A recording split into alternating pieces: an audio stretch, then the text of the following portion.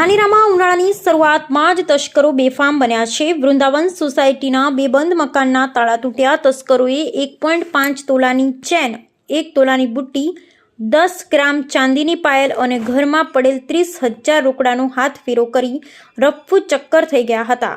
ઘેર ઢૂંઢવાથી વતનમાં જવાથી મકાન બંધ હતું, જ્યારે બીજા મકાન માલિકનું મોત થતાં પરિવાર ગામડે હતો, જેના કારણે તસ્કરોએ રેકી કરી બે બંધ મકાનમાં હાથફેરો કરી ગયા છે।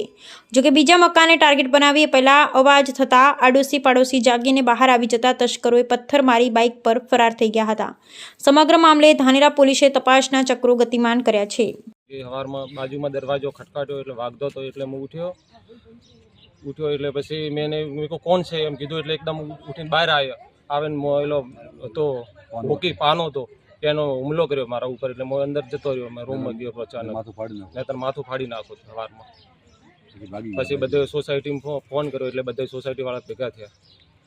દોવાથી અમે ત્યાં ગામડે ગયા હતા, રાતે ત્યાં હતા, રાતે અહીંયા ચોર આવ્યા, રાતે તાળા તોડ્યા, તાળા તોડીને અંદર 1.5 તોલાની ચેન, 1 તોલાની બુટ્ટી, 10 તોલાની ચાંદીની પાયલ, 30,000 રૂપિયા રોકડા, અને એના પછી સામેવાળા ઈશ્વરભાઈ નાઈના ઘરે ગયા, ત્યાં તાળા તોડ્યા, તાળા તોડી અંદર વેર વિખેર કરી સામાન, અને બાજુવાળા જાગી ગયા, પછી ચોર ભાગી ગયા અને પાછળ પથ્થર મારો કરીને ગયા।